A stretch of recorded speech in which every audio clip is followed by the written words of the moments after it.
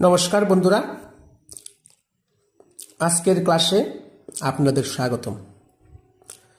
আজকে একটি খুব ইম্পর্ট্যান্ট ইংরেজি গ্রামার নিয়ে আলোচনা করব। এই গ্রামার রুলসগুলি স্কুল, কলেজ এবং যে কোনো কম্পিটিটিভ এক্সামের জন্য উপকারী এবং প্রায়ই এগুলি নিয়ে আমরা একটু কনফিউশন হই। আজকে যে সাবজেক্টটি নিয়ে আলোচনা করব তা হলো সাবজেক্ট ভার্ব এগ্রিমেন্ট, মানে কনকর্ড অথবা সিনট্যাক্স। টেট পরীক্ষা এবং জেআরবিটিতে খুব বেশি আসে এবং যে কোনো কম্পিটিটিভ এক্সামে সিনট্যাক্স আসবেই, এরর কারেকশন আসবেই। আমি একটা একটা করে প্রত্যেকটা রুলস নিয়ে আপনাদের সামনে আলোচনা করব। তাহলে কথা না বাড়িয়ে আমরা শুরু করি। 1 নম্বর রুলস। আমরা জানি যে কোনো সিঙ্গুলার সাবজেক্ট সিঙ্গুলার ভার্ব নেই, আর প্লুরাল সাবজেক্ট প্লুরাল ভার্ব নেই।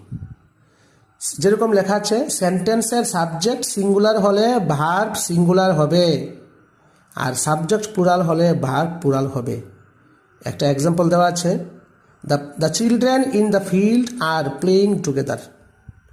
এইখানে চিলড্রেন একটা প্লুরাল সাবজেক্ট, আর প্লুরাল মানে একের বেশি বস্তু, ব্যক্তি বা যে কোনো জিনিসকে আমরা বলি প্লুরাল, বহুবচন।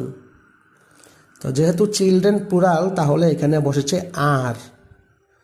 আমরা বি ভার্ব হিসেবে আই এর সঙ্গে বসাই এম, ইউর সঙ্গে আর, হি এর সঙ্গে ইজ, আর যে কোনো প্লুরাল সাবজেক্টে আমরা আর বসাই। এটা হলো সিনট্যাক্সের প্রথম rules. Singular subject singular verb, plural subject plural verb. দ্বিতীয় রুলসটি হলো, এন্ড দ্বারা যুক্ত সিঙ্গুলার নাউন বা প্রোনাউনের পরবর্তী ভার্ব ও প্রোনাউন প্লুরাল হয়।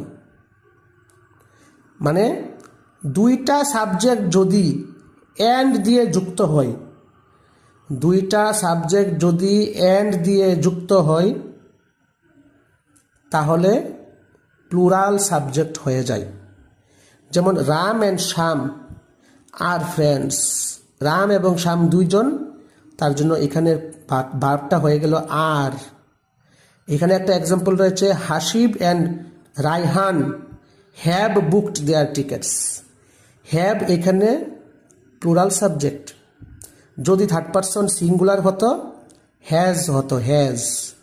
আমাদেরকে মনে রাখতে হবে থার্ড পারসন সিঙ্গুলারে হ্যাজ বসে, আর